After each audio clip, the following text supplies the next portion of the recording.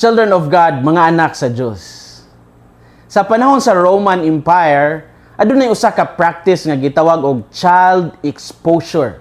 Di nang usa ka bagong natawo nga bata nga dili nila gusto, mahimong biyaan sa gawas aron mamatay o aron kuhaon sa laing tao.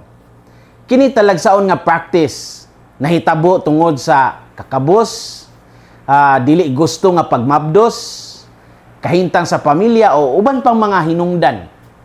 Ang unang mga Kristiyanos, misupak niini nga practice tungod kay ilang gitanaw ang kinabuhi sa bata, isip gasa sa Dios nga dili mahimong isakripisyo. Tungod lang sa kahuyang o kahintang sa pamilya.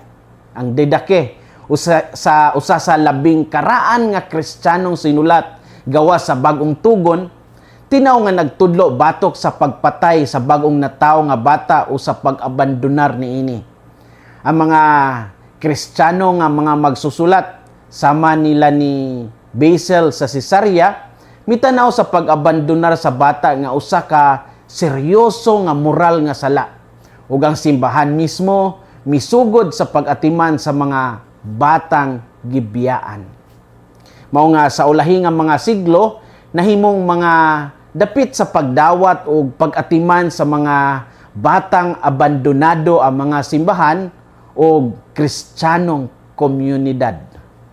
Busa makita nato nga ang pagtuo sa simbahan sa dignidad sa kinabuhi dili ni siya bag-o nga idea nga mitunga sa moderno natong panahon. Sukad pa sa unang mga siglo, ang simbahan nagpamatuod nga ang bilis sa usa ka tawo dili masukod pinaagi sa iyang kusog, edad, kahimsog o kapuslanan. Ilabi na sa mga bata, ang ilang pagkahuyang dili rason aron sila pasagdan, kundili usa ka tawag alang sa mas dakong pagpanalipod ug gugma. Sa ebanghelyo karong adlaw, gipangutana si Jesus sa mga tinun-an kon kinsa ang labing dako sa gingharian sa langit. Imbes usa ka leader nga kusgan ang iyang ipakita, gitawag niya ang usa ka bata o gipahimutang kini taliwala nila. Unsay makutlo nato karong adlaw? Unang punto, ang tinuod nga labaw mao kadtong kabalo mo paubos. Sa kultura sa panahon ni Jesus, ang bata wala pay mga katungod o impluwensya nga atong makita sa mga hamtong karon o bisan sa atong modernong panahon karon. Mao nga ang pagbutang ni Jesus sa bata taliwala sa mga tinunan usa ka revolusyonaryo nga mensahe.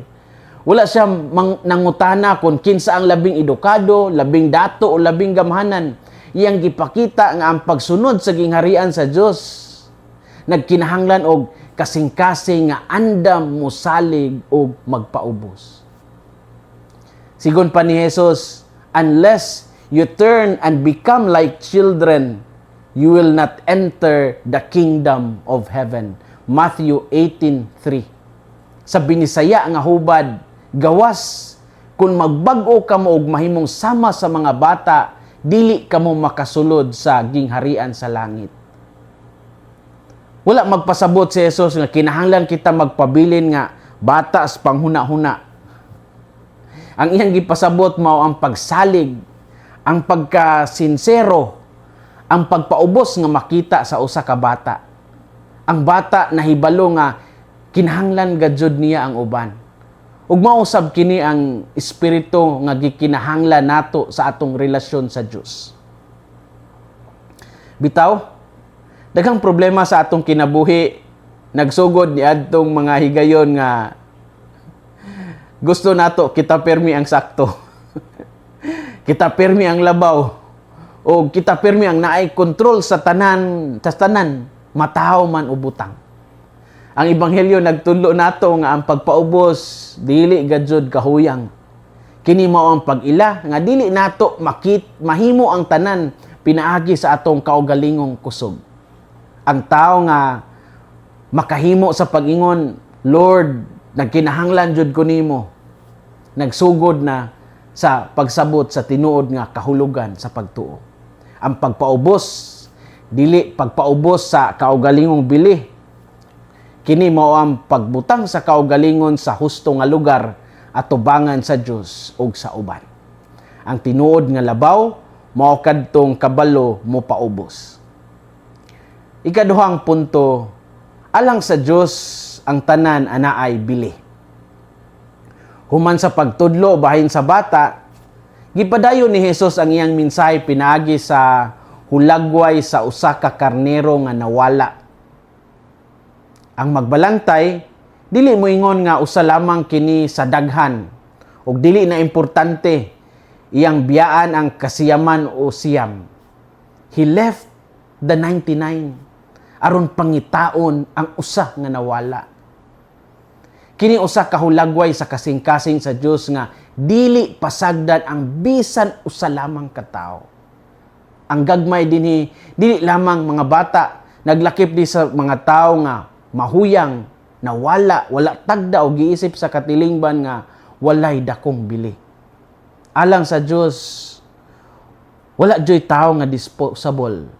Mao nga ang atong pagtuo kinahanglan makita sa paagi sa atong pagtratar sa mga bata, kabus, tigulang, masakiton, ug mga tawo nga naa sa laylayan sa katilingban. Ang usa ka bata nga walay tingog, nagkinahanglan og tawo nga musulti alang kaniya. Ang usa ka tawo nga nahisalaag, nagkinahanglan og tawo nga mangita kaniya.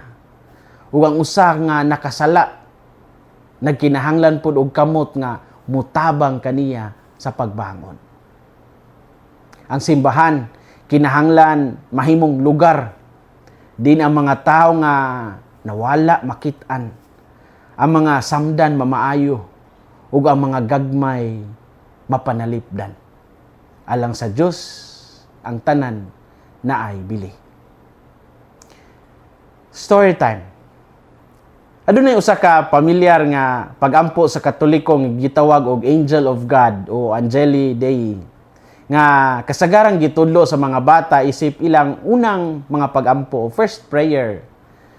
Dugay kini nga giasoy nga gikan kang Saint San Anselmo sa Canterbury. Apan ang mas bagong pagtuon base sa mga historians, kini gikan kang Reginald of Canterbury, usa ka Benedictine monk o contemporary ni San Anselmo. Ang pagampo nga Angel of God naghangyo sa guardian angel nga mugiya, magbantay ug mutabang sa tao. Naugmad kini sa usa ka panahon diin nilambo ang pagtuo sa mga Kristiyano sa papel sa mga anghel, isip mga tig-alima ug tigiya sa katawhan. Ang tumong niini dili ang pag-ilis sa Dios pinaagi sa mga anghel. Ang tumong mao ang pagpahinumdom nga ang Dios nag-atiman kanato og nagpadala usab sa iyang mga anghel alang sa atong kaayuhan. Mao nga ang pag-ampo labi nga nahimong pamilyar sa mga bata tungod kay nagtudlo kini kanila nga wala sila nag-inusara. Kini usa ka yano nga pag-ampo apan adunay lahom nga mensahe sa pagpanalipod ug sa pagsalig. Ug sa matag higayon nga ang usa ka bata moampo niini, gipahinumduman siya nga bililhon siya sa atubangan sa Dios. Ug ang mga mahamtong mahimo usab nga makakaton gikan niini nga espiritu sa pagsalig ug pagpaubos. Angel of God, my guardian dear, to whom God's love commits me here, ever this day be at my side, to light and guard, to rule and guide. Amen. Children of God, mga anak sa Dios, sayaw sukda ang inyong bili, pinaagi sa inyong kabtangan, katungdanan, o gidakon o gidaghanon sa inyong mga naangkon. Hinumdumi nga sa atubangan sa Dios ang matagtaw bililhon. Ug atong paningkamutan nga diha sa atong kinabuhing Kristiyanos, walay usa sa mga gagmay sa Dios ang mubati nga siya nakalimtan. Hinaot nga ang kasing-kasing ni Kristo maghari sa atong mga kasing-kasing. Kini si Father Felmar Castrodes, Fiel SVD, ang inyong magsisibya sa maayong balita. gikan dinhi sa Radio Veritas Asia sa Fairview, Quezon City, the Philippines. Hinumdumi ang kinabuhing Kristiyano, kinabuhi sa pagserbisyo.